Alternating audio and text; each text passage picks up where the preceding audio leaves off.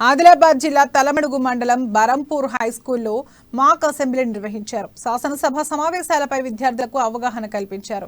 విద్యార్థుల్లో నాయకత్వ లక్షణాలు పెంపొందించడం కోసం మాక్ అసెంబ్లీ నిర్వహించినట్లు ప్రధాన ఉపాధ్యాయులు తెలిపారు. అంతేకాకుండా ప్రజా ప్రతినిధుల పాత్ర, అధికార ప్రతిపక్ష పార్టీలు అసెంబ్లీలో ఏ విధంగా వ్యవహరిస్తాయి, ప్రజల సమస్యలు ఎలా చర్చకొస్తాయన్న విషయాలపై ప్రాక్టికల్ ఎక్స్పీరియన్స్ కల్పించారు.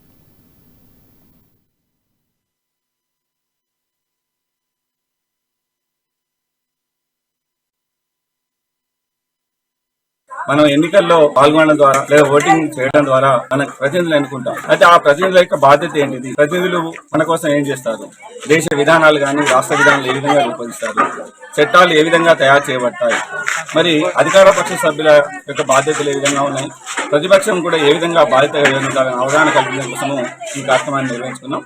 అయితే గతంలో మన పాఠశాలలో మాకు ఎలక్షన్స్ నిర్వహించాం. ఆ యొక్క ఎలక్షన్స్ ద్వారా ప్రతినిధులు ఎన్నుకున్నాం. కానీ ఆ ప్రతినిధులు ఏం చేస్తారు, మనం టీవీలోనో పేపర్లోనో వింటూ ఉంటాం, వివిధ రకాల ప్రశ్నలు చేస్తూ ఉంటారు, సమాధానిస్తున్నారు.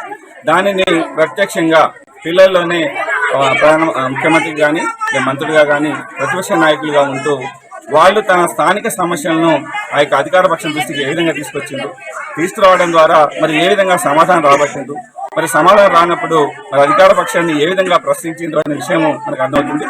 మనం ఎన్నికల్లో పాల్గొనడం ద్వారా లేదా ఓటింగ్ చేయడం ద్వారా మనకు ప్రతినిధులు ఎన్నుకుంటాం. అయితే ఆ ప్రతినిధుల యొక్క బాధ్యత ఏంటిది, ప్రతినిధులు మన కోసం ఏం చేస్తారు, దేశ విధానాలు కానీ రాష్ట్ర విధానాలు ఏ విధంగా రూపొందిస్తారు, చట్టాలు ఏ విధంగా తయారు చేయబడతాయి, మరి అధికార పక్ష